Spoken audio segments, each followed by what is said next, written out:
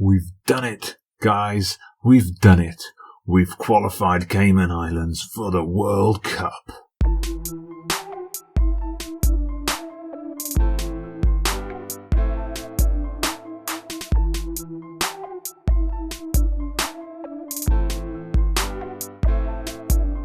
Well, hello there, everybody. Welcome back to the channel. Dodgy Gamer here with our third installment in the Newgen Nation experiment. The experiment in which I take 10 of the world's top youth academies and transfer them to the Cayman Islands so they produce Cayman Islander regens or newgens, hopefully some wonderkids as well, and we see what effect it has on the national team. And well, as you saw at the top of the show, it's had quite an effect on the national team. We've achieved one of our goals with qualification for the World Cup. You should see from the corner in the top of the screen that we've now advanced to July, the end of the World Cup. So I'm going to show you that, but I'll keep you hanging on for that a little bit later in the episode. Of course, today we're going to look at the journey of how Cayman Islands qualified for the World Cup, see if anything else has been happening in terms of the Gold Cup and any other international action, Nations League and so on. We'll take a look at some of the individual players and we'll check in on some of those turncoats as well. But you can see here on this screen we've achieved another one of the kind of hopes we had at the start of this episode. Cayman Islands have broken in to the top 100 in the world rankings. So you see it's been a steady climb all the way. We had a bit of a jump here around May 2030, it says, up to 128th, and it's just kept climbing. They've been as high as 92nd at one point. They're now at 95th following the World Cup. So this is the current squad, the squad that's just competed at the World Cup. And as you can see, there's not a lot of representation from those 10 clubs. We see here we've got a player who's currently at Barcelona B. We've got here a player at Benfica B also. And that's it. Everyone else, these are all players who've moved on. So obviously no one's quite made it yet into the first team at one of those clubs. I mean, we've got a player here at Boavista. Then we've got a lot of kind of lower league English. We've got Livorno, to be fair, but we've got a lot of lower league English places, Morecambe, Salford and so on.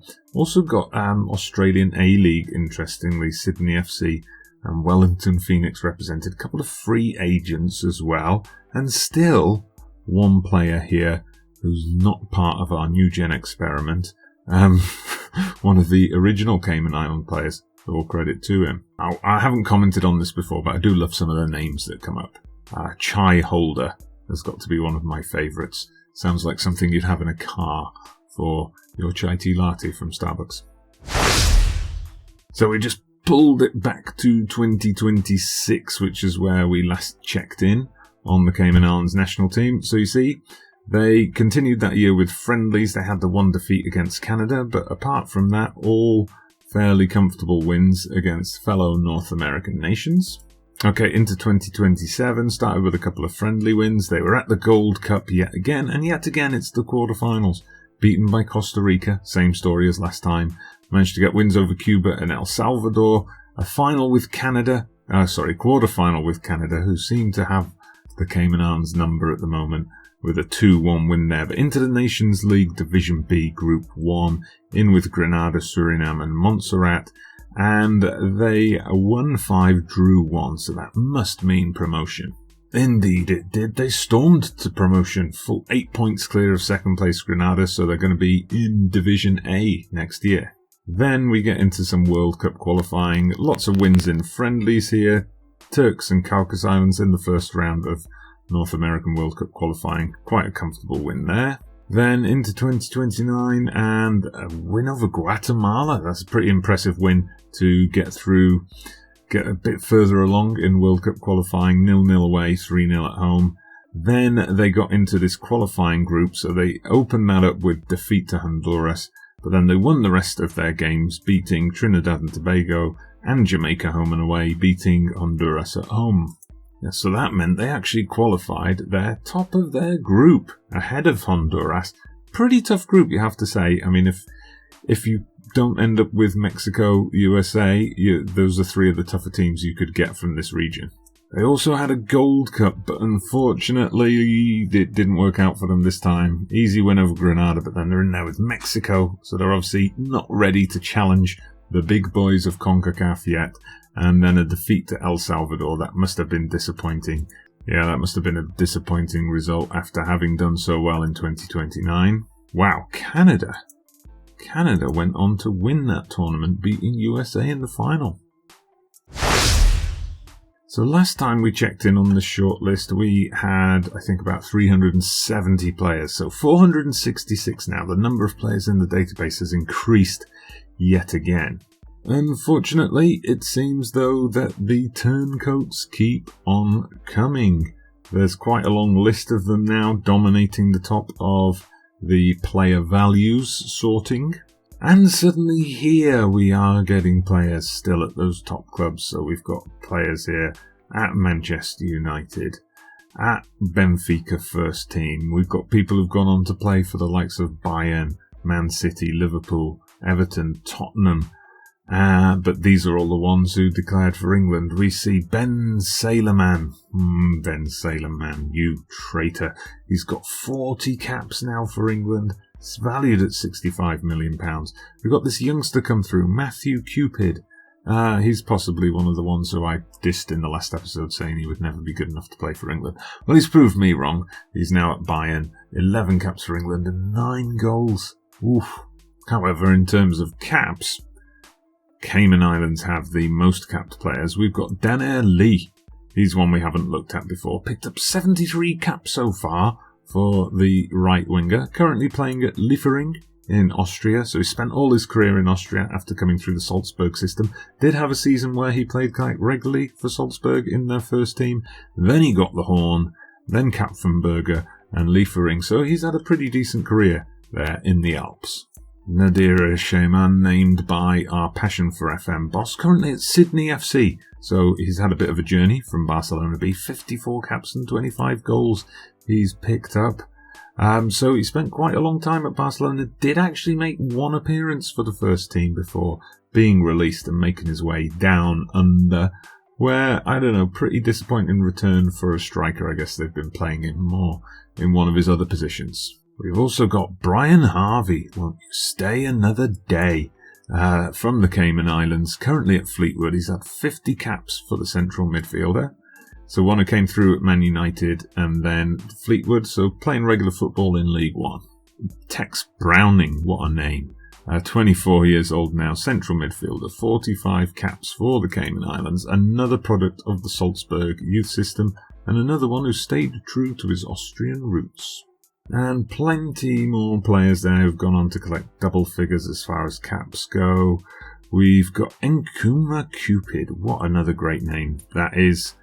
We've also got our Bad Jokes Gaming's player here, Bad Jokes McLaughlin. 17 caps and 22 goals. Currently a free agent.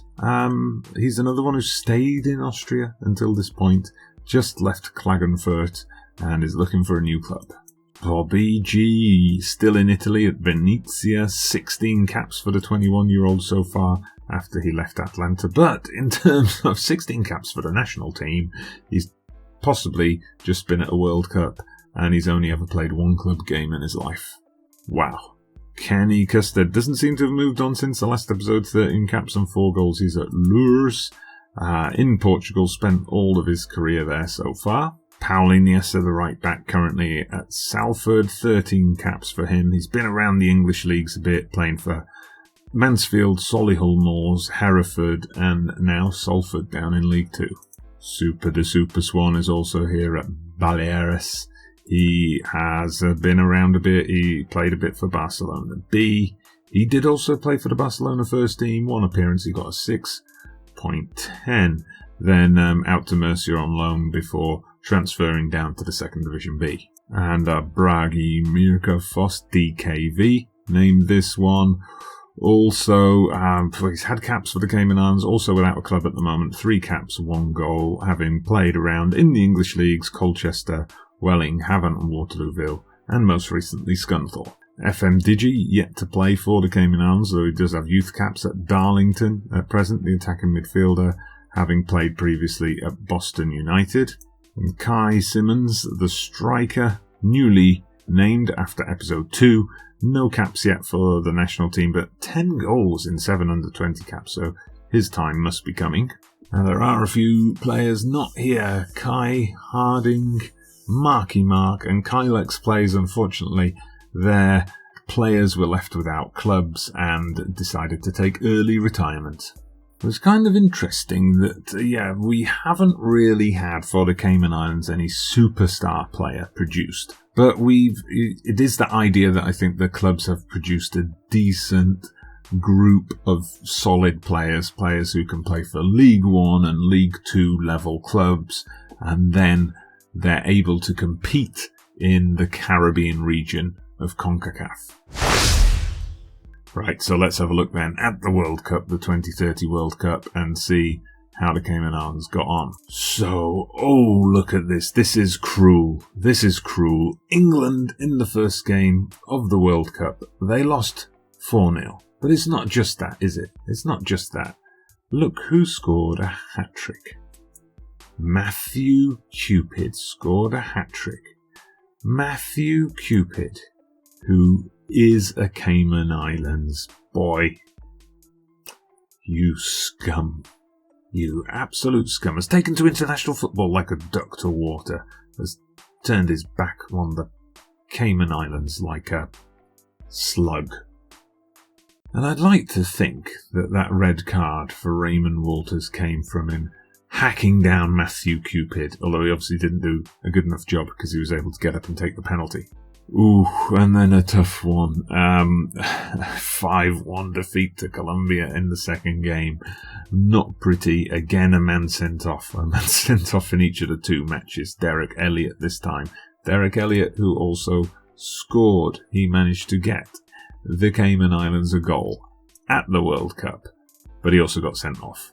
And they got thrashed. But at least they made it.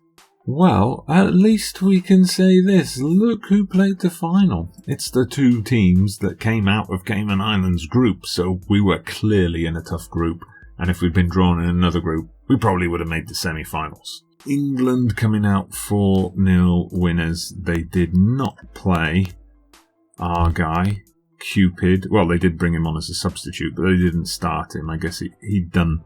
That's the only reason they picked him, I'm sure, was to do a number on the Cayman Islands. They did have Ben Sailorman in there as well.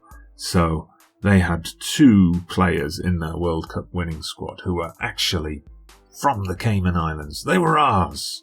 So, interesting. In a way, we've had success.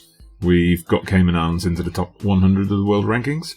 We've taken Cayman Islands to the World Cup. We've generated a huge pool of players to be chosen from. But at the same time, the best players we've produced are playing for England, and England have just won the World Cup. So it looks like Newgen Nation has maybe helped out the wrong nation. But anyway, we're going to continue into one more episode of this coming up later next week. What I'm going to do now is I'm going to skip ahead 20 years. I'm going to skip ahead to 2050 so we can just see what happens. Can Cayman Islands maintain this? Are we going to keep climbing steadily up? Are we going to go up into like the 70s and 60s in the world rankings? Are we going to get past the quarterfinal of the Gold Cup, past the group stage of the World Cup? Or is it just going to plateau off? Let me know what you think down in the comments below. And we'll also take a closer look at the clubs in the next episode and the kind of quality of player they've been producing. But for now, thank you very much for watching. I do hope you've enjoyed this experiment. If you have, and you would like to see more Newgen Nation, there'll be one more episode of this, but I do have plans to kind of recreate this elsewhere in the world of Football Manager. So let me know. Give me a thumbs up if that's something you'd like to see. Drop a comment as well. Subscribe to the channel if you haven't done so already. I'm Dodgy Gamer, and I'll see you again soon.